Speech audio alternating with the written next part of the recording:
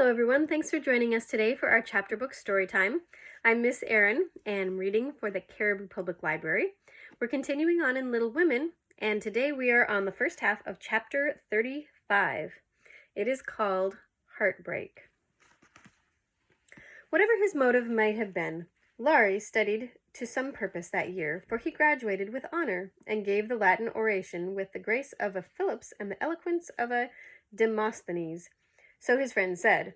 They were all there, his grandfather, oh so proud, Mr. and Mrs. March, John and Meg, Joe and Beth, and all exalted over him with a sincere admiration which boys make light of at the time, but fail to win from the world by any after triumphs.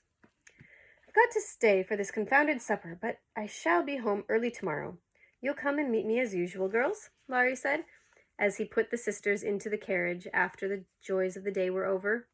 He had said girls, but he meant Jo, for she was the only one who kept up the old custom. She had not the heart to refuse her splendid, successful boy anything, and answered warmly, I'll come, Teddy, rain or shine, and march before you, playing Hail the Conquering Hero Comes on a Jew's harp. Laurie thanked her with a look that made her think, in a sudden panic, Oh, dearie me, I know he'll say something, and then what shall I do?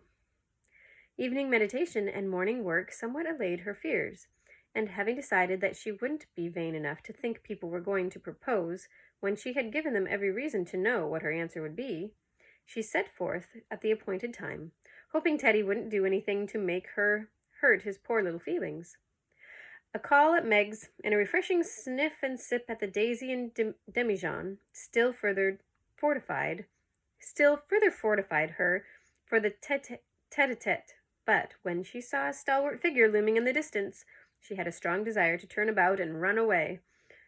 Where's the Jew's harp, Joe? Cried Laurie, as soon as he was within speaking distance. I forgot it, said Joe.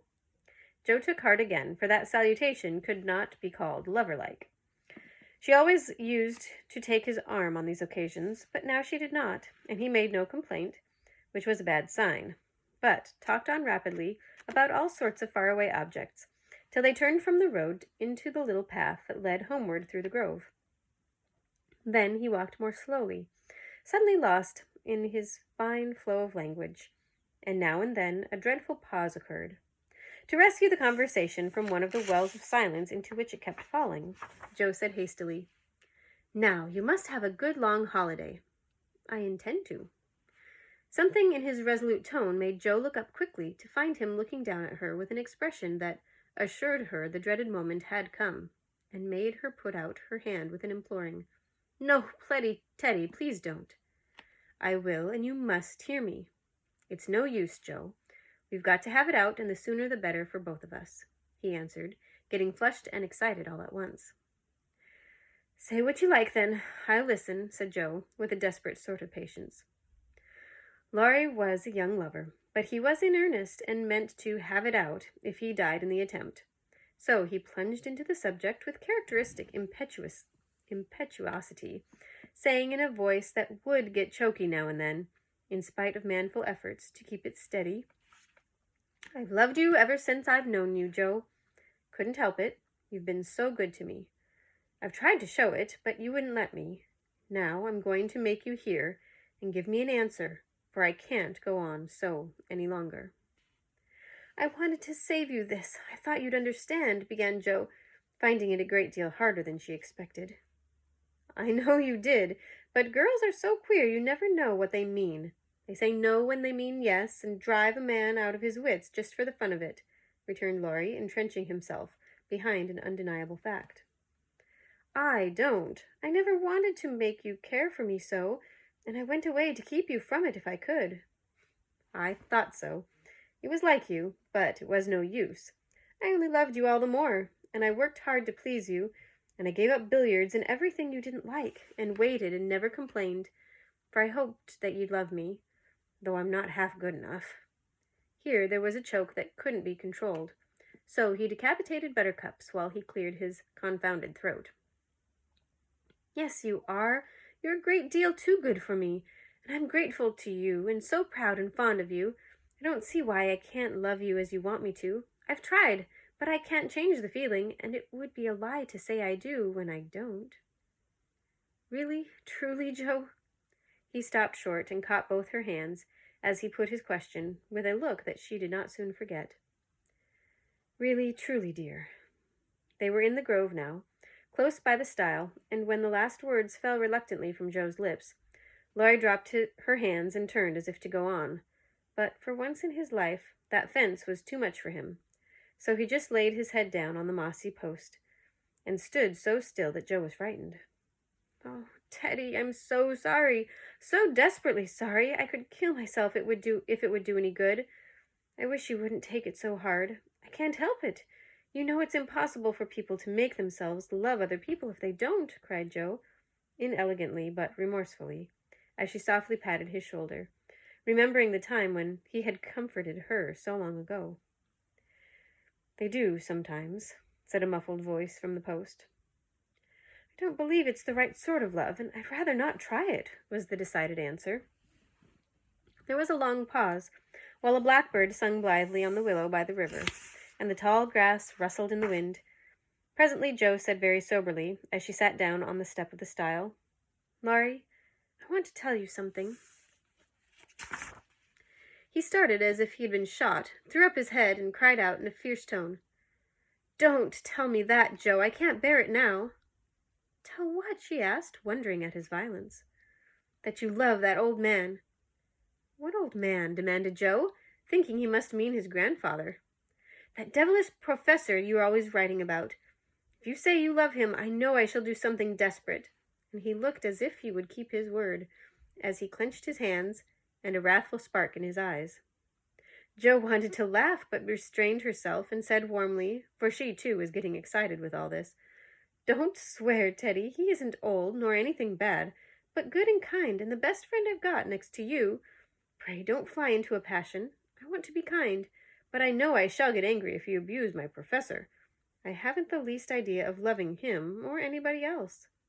But you will after a while, and then what will become of me?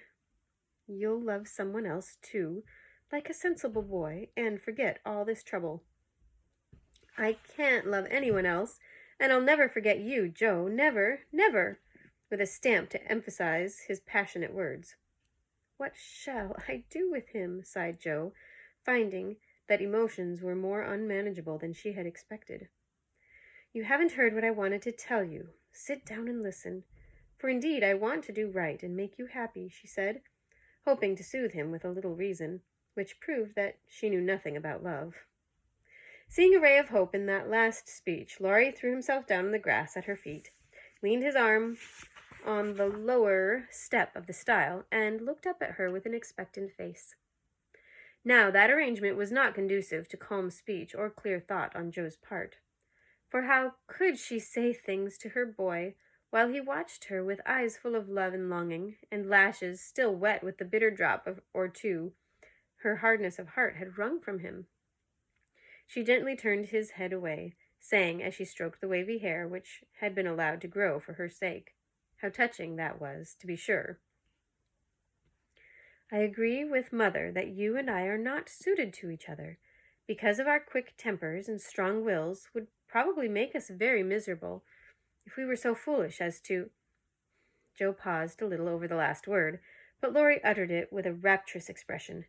Mary, no, we shouldn't. If you loved me, Joe, I should be a perfect saint, for you could make me anything you like. No, I can't. I've tried it and failed, and I won't risk our happiness by such a serious experiment. We don't agree and never shall. So we'll be good friends all our lives, but we won't go and do anything rash. Yes, but we will if we get the chance, muttered Laurie rebelliously. Now, do be reasonable, and take a sensible view of the case, implored Joe, almost at her wit's end. I won't be reasonable. I don't want to take what you call a sensible view. It won't help me, and it only makes you harder. I don't believe you've got any heart. I wish I hadn't. There was a little quiver in Joe's voice, and thinking it a good omen, Laurie turned round, bringing all his persuasive powers to bear as he said, in the wheedlesome tone that had never been so dangerously wheedlesome before, Don't disappoint us, dear. Everyone expects it. Grandpa has set his heart upon it. Your people like it, and I can't get on without you. Say you will, and let's be happy. Do, do. Not until months afterwards did Jo understand how she had the strength of mind to hold fast to the resolution she had made when she decided that she did not love the boy and never could. It was very hard to do, but she did it, knowing that delay was both useless and cruel. I can't say yes truly, so I won't say it at all. You'll see that I'm right by and by, and thank me for it, she began solemnly. I'll be hanged if I do, and Laurie bounced up off the grass, burning with indignation at the bare idea. Yes, you will, persisted Jo. You'll get over this after a while and find some lovely, accomplished girl who will adore you and make a fine mistress for your fine house. I shouldn't.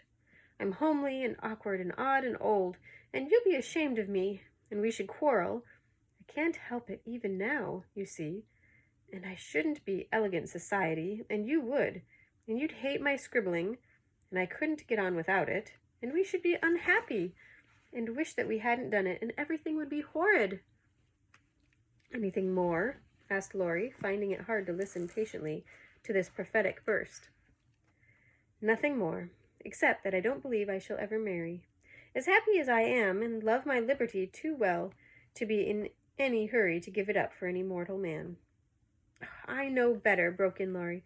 You think so now, but there'll come a time when you will care for somebody, and you'll love him tremendously and live and die for him. I know you will. It's your way, and I shall have to stand by and see it. And the despairing lover cast his hat upon the ground, with a gesture that would have seemed comical if his face had not been so tragical. Yes, I will live and die for him, if he ever comes and makes me love him in spite of myself, and you must do the best you can, cried Jo, losing patience with poor Teddy. I've done my best, but you won't be reasonable, and it's selfish of you to keep teasing for what I can't give. I shall always be fond of you, very fond indeed, as a friend, but I'll never marry you, and the sooner you believe it, the better for both of us. So now. That speech was like fire to gunpowder. Laurie looked at her a minute, as if he did not quite know what to do with himself, then turned sharply away, saying in a desperate sort of tone, You'll be sorry some day, Jo. Oh, where are you going? She cried, for his face frightened her. To the devil, was the consoling answer. For a minute Jo's heart stood still, as he swung himself down the bank toward the river. But it takes much folly, sin, or misery to send a young man to a violent death, and Laurie was not one of the weak sort who are conquered by a single failure.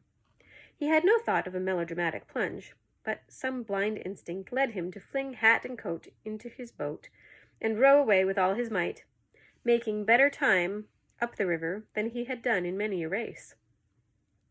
Jo drew a long breath and unclasped her hands as she watched the poor fellow trying to outstrip the trouble which he carried in his heart. That will do him good, and he'll come home in such a tender, penitent state of mind that I shan't dare to see him, she added, as she went slowly home, feeling as if she had murdered some innocent thing and buried it under the leaves. Now I must go and prepare Mr. Lawrence to be very kind to my poor boy. I wish he'd love Beth. Perhaps he may, in time, but I begin to think I was mistaken about her. Oh dear, how can girls like to have lovers and refuse them? I think it's dreadful. And that's where we're going to end for today. We'll continue on next time. Thanks for joining us.